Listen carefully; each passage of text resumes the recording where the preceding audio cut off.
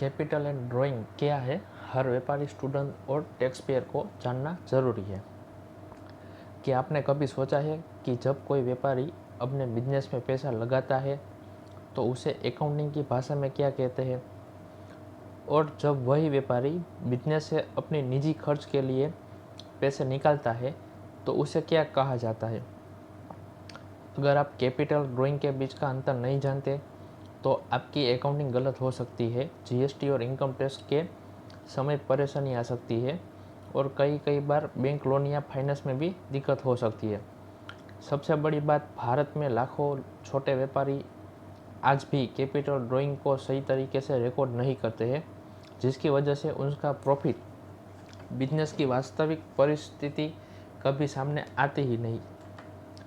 तो आज इस वीडियो में हम जानने वाले हैं कि कैपिटल ड्राइंग को बिल्कुल आसान भाषा में समझेंगे, प्रैक्टिकल एग्जांपल देखेंगे, जनरल एंट्री सीखेंगे, कॉमन मिस्टेक जानेंगे और समझेंगे कि इनकम टैक्स और बिजनेस अकाउंटिंग में इनका क्या महत्व है। वीडियो को अंत तक जरूर देखिए, क्योंकि अंत में आपको कुछ ऐसा हिडन फैक्ट्स बताऊंगा जो ज़्यादातर सीए स्टूडेंट और बिजनेस ओनर को भी नहीं जानते। नमस्ते दोस्तों, ज्ञान की होगी बात भरोसे के साथ। मैं हूँ भाविन फेबर, हर पल आपके साथ।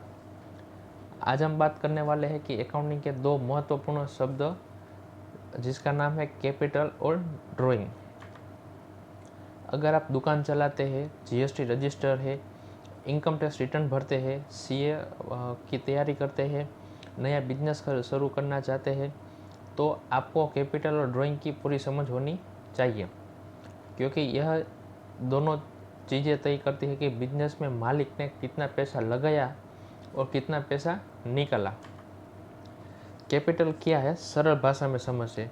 जब मालिक अपने बिजनेस में पैसा, सामान, मशीनरी, फर्नीचर या कोई भी संपत्ति निवेश करता है मीन्स के लाता है, तो उसे कैपिटल कहा जाता है। डेफिनेशन देखें तो ओनर द्वारा बिजनेस में लगाया गया निवेश कैपिटल कहलाता है, चाहे वो पैसों की सामान में कैश में हो या कुछ चेक से पैसा लाया गया हो या तो कुछ गुड्स लाए हो, कुछ कैपिटल है, कुछ भी ओनर लाता है तो उसको कैपिटल कहते हैं।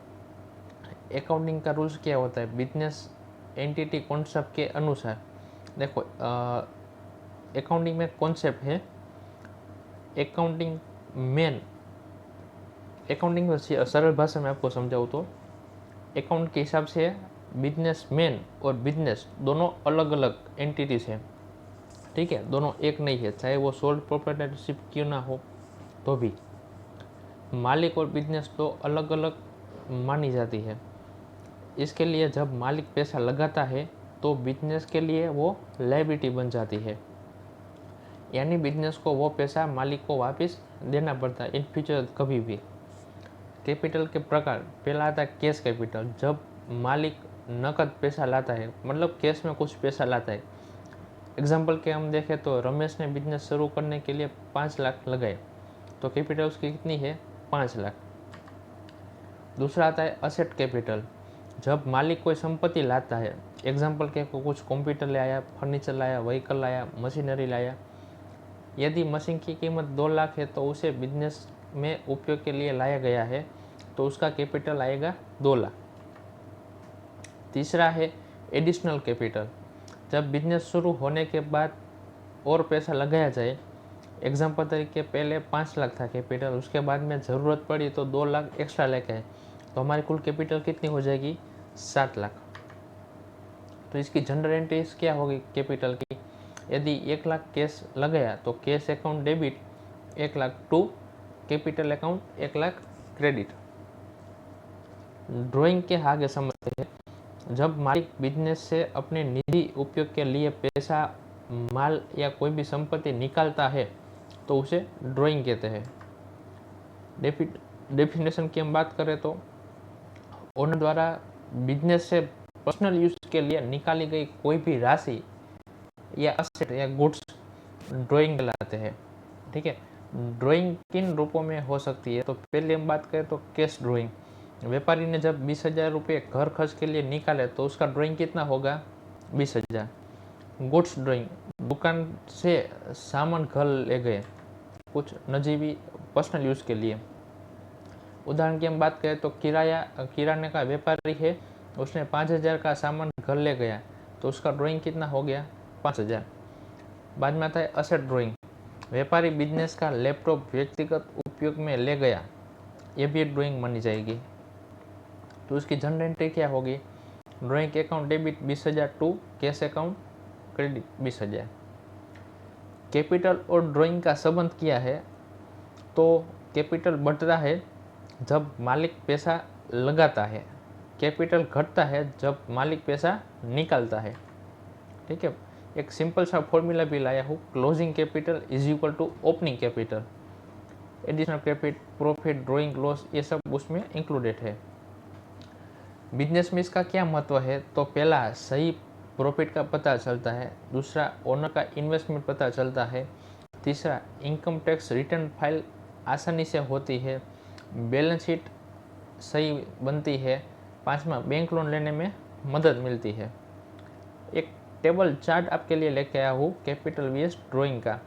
तो बेसिक का उसका अर्थ क्या है? तो कैपिटल बिजनेस में पैसा लगाना और ड्राइंग बिजनेस से पैसा निकालना।